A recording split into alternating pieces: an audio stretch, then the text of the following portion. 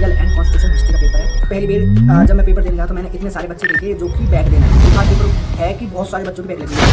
पूजा करने के बाद कहीं ना कहीं सूर्य देव को जाकर हमने जल देते हैं और सूर्य देव से कहीं ना कहीं प्रार्थना की कि भाई आज संभाल लो आप, क्योंकि आज मैंने लिटरली कुछ भी नहीं पढ़ा। जिसके बाद मैं घर से निकल गया और घर से निकलने के बाद मैं कहीं ना कहीं यूँ सोच रहा कि आज भगवान बचा लो, क्योंकि भाई एक भी क्वेश्चन मैंने रात में ना पढ़ा और ना मैंने पहले पढ़ा। मैंने इजी पेपर सोचा था पर इतना हार्ड पेपर होगा भाई मैंने नहीं सोचा था। इसके बाद कहीं ना कहीं पेपर देकर मैं घर की तरफ निकल लिया और घर जाते जाते कुछ ऐसी चीज़ देखने को मिली।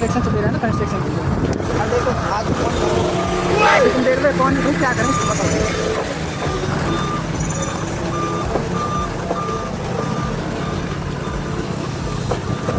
इन पर कंस्ट्रक्शन में रहेगा, ये बकवास कंस्ट्रक्शन का ताकि इसमें पब्लिक के जाओ मर जाओ कुछ हो जाओ, पर इन पर कंस्ट्रक्शन नहीं है। और देखो तुम कितनी भारत क्या होगी भाई मेरे। हे प्रभु, हे प्रभु, हे हरि राम कृष्ण जगन्नाथ में प्रेमानंद, ये क्या हुआ? भाई आज पेपर दे के आ गए कहीं ना कहीं हम Indian legal and constitution history का पेपर, जो कि भाई कहीं ना कहीं बहुत ही ज़्यादा कठिन पेपर था मेरे लिए। पर्सनली बताऊँ कठिन पेपर है, मतलब बहुत हार्ड है। अब मैं हार्ड क्यों कह रहा हूँ, सबसे पहले ये मैं आपको बताता हूँ। भाई सबसे पहले मेरा जो रोल नंबर कहीं ना कहीं मेरे कॉलेज में लास्ट में आता है, और मेरे बाद जितने भी बैक वाले बच्चे हैं उनका कहीं ना कहीं मेरे साथ हमेशा रहता ही है। तो हर किसी के पेपर में हर बैक लगती है। जैसे एक में कभी कभी 4 बैक लग जाती है, कुछ लोग 4 बैक वाले बैठ रहे थे, कभी 10 लोग बैठ रहे थे। तो भाई आज जब मैं गया तो मेरा रोल नंबर भाई कहीं ना, जितने भी हमारे क्लास के बच्चे बस हम 4 बैठे हुए थे, जो कि कहीं ना कहीं उस रूम में 50 बच्चे बैठे होते और उस रूम में हम 4 बच्चे छोड़ के जो रेगुलर वाले थे और सब बैक वाले थे। इसमें लड़की लड़का भाई बहुत सारे लोग थे जो बैक का पेपर दे रहे थे। सबसे पहला भाई जाते ही मुझे ये शौक लगा, क्योंकि भाई ये पेपर बहुत ही ज़्यादा कठिन है और इसी पेपर के बारे में ना मैं पढ़ पाया और भाई ना ही इसके बारे में मैं इतना जानता था। तो भाई सबसे पहले जाते ही मेरा दिमाग तो ये खराब होगा भाई बैक कितनी बच्चों के लगे, क्योंकि शायद मुझे लग रहा था भाई मुझे ही समझ में आया, पर मैंने वहाँ पे जाके देखा था भाई बहुत सारे बच्चे थे जिनको ये पेपर ही समझ में ना आया और बहुत सारे बच्चों की बैक लगी हुई है इस पेपर में।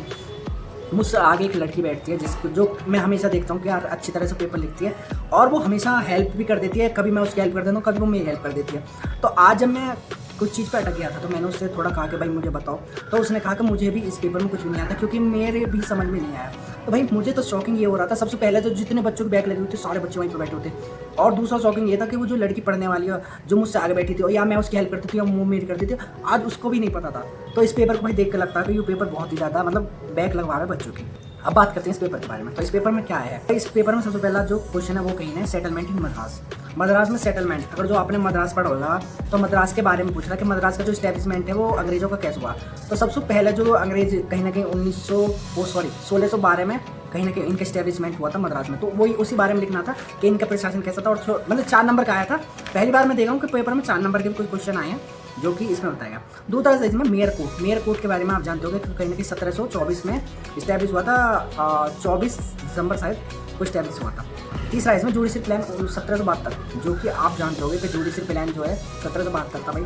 इसमें सबसे बड़ी बताऊँ मुझे जो कारण लगा ना फेल होने का बच्चे भाई, जो कारण ये है कि आप थोड़ा जो अदर सब्जेक्ट है उनको थोड़ा बना के अपनी तरफ से लिख सकते हो।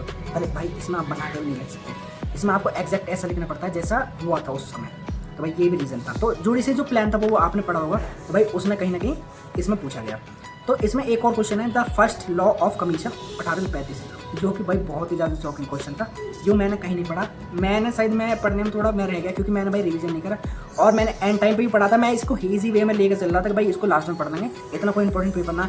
पर भाई सबसे ज़्यादा जिसने मेरी एस्टेसी करी वो यही पेपर है। मैं अपने भाई 4-5 पेपर में कह रहा हूँ, अभी तक मेरे 4 हुए, एक पेपर कैंसिल हो गया जुडिशल का, तो जुडिशप्रूडेंस का। तो इसमें भाई सबसे ज़्यादा मेरी एस्टेसी हुई है इस पेपर। अगला है माउंटबेटन प्लान। तो माउंटबेटन प्लान अगर जो आपने इंडिपेंडेंस वाला चैप्टर पढ़ा होगा जो लास्ट में था, कहीं ना कहीं हिस्ट्री जो कॉन्स्टिट्यूशन थी उसमें कहीं ना कहीं माउंटबेटन में बताया गया था। फिर इसमें 6 क्वेश्चन आ जाते हैं, 20 सेक्शन आ जाते हैं इसमें। Write down A short note on Raja Nand Kumar case.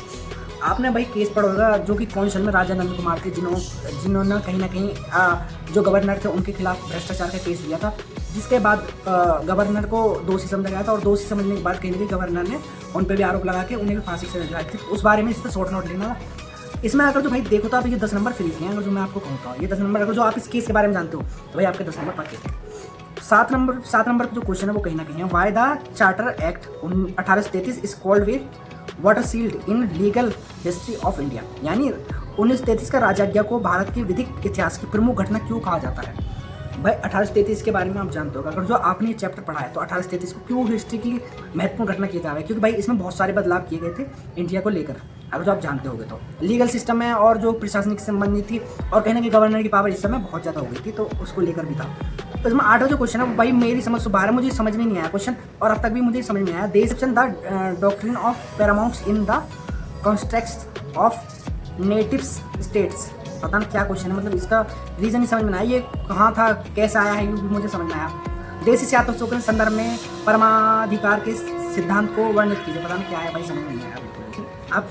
अब हमारा शुरू हो रहा है भाई सी सेक्शन। सी सेक्शन में आपने देखा भारतीय परिषद अधिनियम 1961 के प्रमुख प्रबंधों का वर्णन कीजिए। प्रमुख प्रबंधन क्या है, यानी आपको कौंसिल के बारे में बताना था। इंडियन कौंसिल जो बनाई गई थी 1961 में, उसके बारे में आपको लिखना था। अगर जो आपको पता होगा भाई आपने लिख दिया होगा, तो भाई इसलिए इसमें मुझे लगता है कि वो भी बहुत ज़्यादा घुमा के क्वेश्चन दिया। इंडियन काउंसिल ऑफ एक्ट 1961, ये सब भाई घुमा के दिए क्वेश्चन है।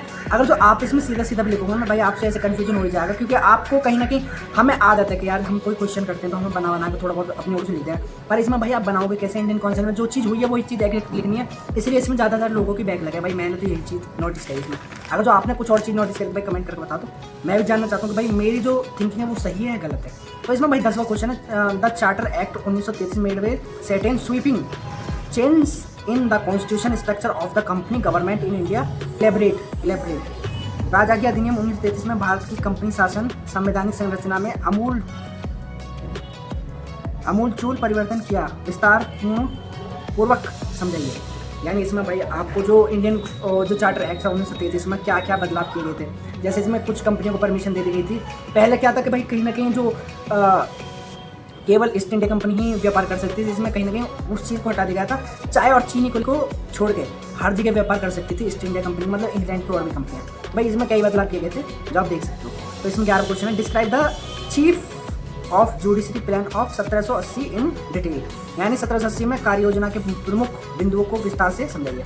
तो 1780 का भाई जुडिशरी प्लान आपने पढ़ा होगा, मैंने तो पढ़ाना है तो मुझे इसके बारे में ज़्यादा नॉलेज नहीं है, तो आप इसमें देख सकते हो आपको क्या है। इसमें 12वां क्वेश्चन भी भाई थोड़ा समझ से बाहर हुआ है कि who issue the charter of 1726। यानी 1726 का जो चार्टर है वो किसने इशू किया था। Describe it and question. 1726 की राजाज्ञा का किसने जारी किया और इसके प्रबंधन का वर्णन कीजिए। तो भाई आपको पता होगा 1726 का जो चार्टर है वो कहीं ना कहीं कहाँ से इशू हुआ है, कैसे हुआ है, वो भी आप देख सकते हो, आपको पता होगा। इसमें भाई जो 13वां क्वेश्चन है वो बहुत ज़्यादा मुझे मस्त लगा, क्योंकि भाई इसके बारे में हम कहीं ना कहीं कॉन्स्टिट्यूशन ऑफ इंडिया में पढ़ा है, और इसके बारे में अगर जो आपने बीए करी है इससे पहले तो आपने बीए में भी इसके बारे में बहुत पढ़ा था। तो 13वां क्वेश्चन है, right on the essay on framing of Indian constitution. Bharat के संविधान में निर्माण पर एक निबंध लिखिए।